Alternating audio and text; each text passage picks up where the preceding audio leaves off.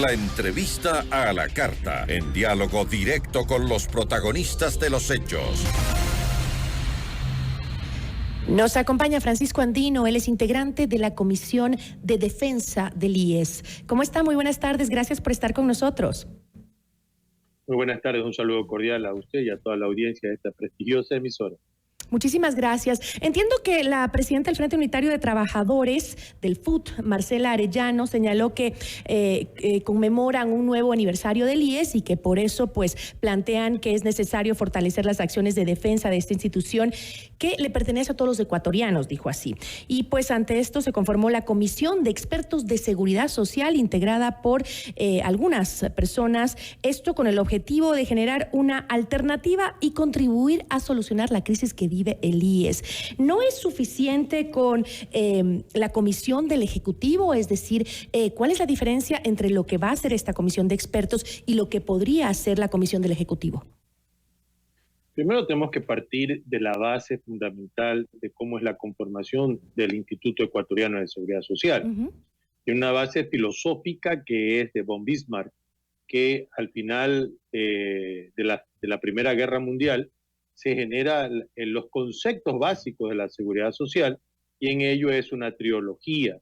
Y esta condición bismarckiana en 1938 el Ecuador lo toma y lo acoge como tal, en la que existen tres componentes del Instituto Ecuatoriano de Seguridad Social.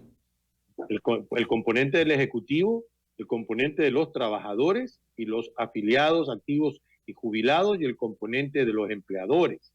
Con ello hay una reforma actual, inclusive, del artículo 28 para la selección de los nuevos vocales del Instituto Ecuatoriano de Seguridad Social, y cómo vemos nosotros que el gobierno nacional nombra una comisión por fuera de la composición de esta trilogía, y lo hace a nombre y a consecuencia del Ejecutivo, sin tomar en consideración a los otros dos componentes que son tan o igual importantes que el Ejecutivo, tomando en consideración inclusive que el mayor deudor del Instituto Ecuatoriano de Seguridad Social es precisamente el gobierno nacional y los gobiernos nacionales que han estado anteriormente. Por lo tanto, no podemos nosotros creer que esa comisión, que tiene una visión inclusive privatizadora y no una condición de reestructuración, queremos nosotros dentro de las centrales sindicales, y a la que ha sido nominada a través de la CEDOCUT con el compañero Mesías Tatamue, creemos nosotros que vaya a generar un criterio universal y tripartito en la comisión nombrada por el Ejecutivo. Pero ¿cómo puede una comisión ciudadana funcionar sin el apoyo del gobierno? Es que el IES no le pertenece al gobierno. Perdónenme, el IES no le pertenece al gobierno, el IES le pertenece a todos los afiliados. ¿Cómo va a trabajar? ¿Cómo va a ser el trabajo de esta comisión de expertos?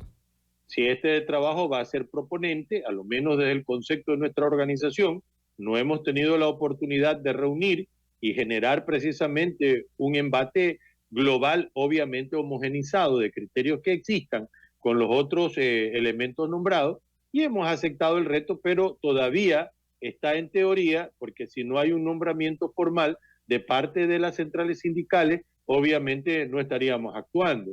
Y en ese sentido, nosotros vamos con un planteamiento que debe de ser tomado en consideración una vez que se ha complejizado mucho más la seguridad social, y entre ellos no se ha modernizado la administración, ni se ha descentralizado ni desconcentrado, ni administrativa ni financieramente, una institución que tiene a cargo prestaciones que no son médicas, prestaciones médicas, e inclusive un banco que no es considerado como tal porque todavía no cumple el rol de banco. ¿Y las sugerencias que genere esta comisión, usted cree que sí van a ser escuchadas por el gobierno y que se tomen las decisiones según las sugerencias que planteen? Volvemos a repetir, el gobierno preside actualmente el Instituto Ecuatoriano de Seguridad Social. El artículo 28, que es reformado, inclusive rota la presidencia, y al final el presidente no es el dueño de la institución, ni el presidente de la República ni el presidente de la institución actual. Por lo tanto, si nosotros no construimos una reestructuración formal de la institución, esa institución, Entiendo. por los cálculos actuariales que se tiene, no va a lograr sobrevivir en el futuro. Pero y Francisco, tampoco... ¿cómo van a lograr obtener la información necesaria para que justamente esta comisión de expertos determine cuáles son los problemas que obstaculizan la sostenibilidad de la institución, del IES? Acuérdese que en este momento actúa la delegada de los empleadores de apellido Rodríguez, el delegado de los trabajadores de apellido Gómez, Richard Gómez, y el delegado del Ejecutivo, que es el señor Alfredo Ortega. Entonces, al final, el delegado de los trabajadores tiene que ser exigible y exigido precisamente a entregar información, porque no solamente debe de ser entregado a una comisión, más yo creería que esta comisión que ha nombrado el Ejecutivo debe de ser reducida y debe de ser paritaria y obviamente integrar una sola comisión en selección y obviamente decir 2 o 3 representantes y el resto queda como cuerpo consultor, para no tener esa divergencia que usted bien lo apuntala, que deberíamos nosotros tener el criterio real de lo que creemos nosotros debe de ser el Instituto Ecuatoriano de Seguridad Social. Ahora, usted dice que debería ser reducida esta comisión del Ejecutivo, pero, por ejemplo, Nelson Erazo, que es del Frente Popular, presidente del Frente Popular, él dice que rechaza la conformación de la Comisión Presidencial para estudiar la situación del IES. ¿Cuál es, ahora, ¿por qué esta comisión que van a plantear ustedes va a ser mejor? Es decir, ¿son los perfiles de los expertos que conforman la Comisión Ciudadana adecuados? ¿Son mejor preparados que los que podría tener la Comisión del Ejecutivo? Mire, con respeto y mucho respeto a cualquier integrante, sea de esta o la siguiente comisión, yo creo que el Ecuador no puede seguir atomizado y partidizado o generado precisamente en la verdad de uno y la negación de otro. Yo creo formalmente como Francisco Andino, todavía no hemos tenido un trabajo de mesa que permita en forma unitaria dar una expresión.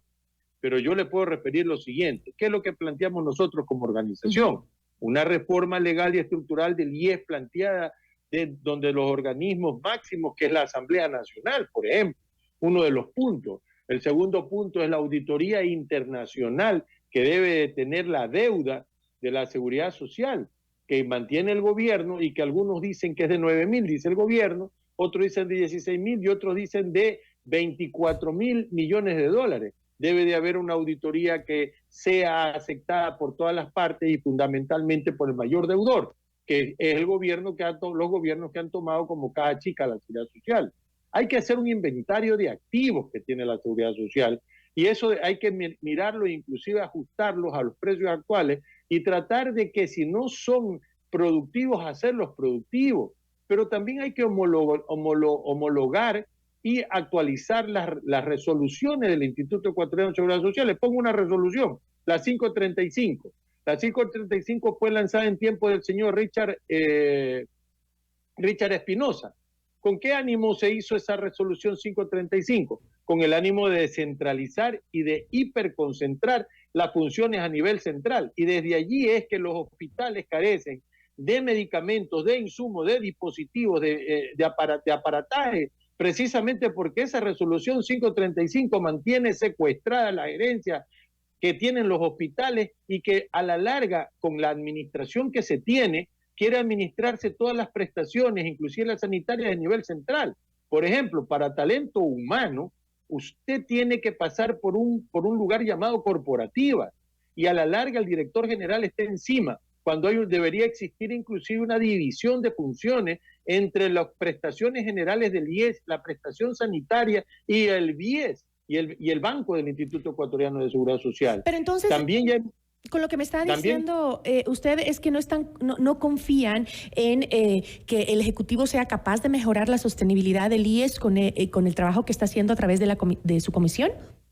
Pero dígame usted y el pueblo ecuatoriano, ¿cómo puede ser que sea sostenible seguir manteniendo la carga de atención de 9 millones de personas que lo dejó el presidente Correa y que a la larga solo abonan para la prestación sanitaria 3.200.000 personas, y entre ellos cerca de 1.200.000 personas, que es el Seguro Social Campesino, que es solidario, con $3 y $5. No hemos replanteado todavía un sistema sanitario, y al no replantearse ese sentido, usted está atendiendo a cónyuges y a hijos menores de 18 años, que es la obligación del Estado. Y si esa obligación del Estado la está cumpliendo la Seguridad Social, estamos haciendo cuenta de que una comisión va en ese marco de condiciones.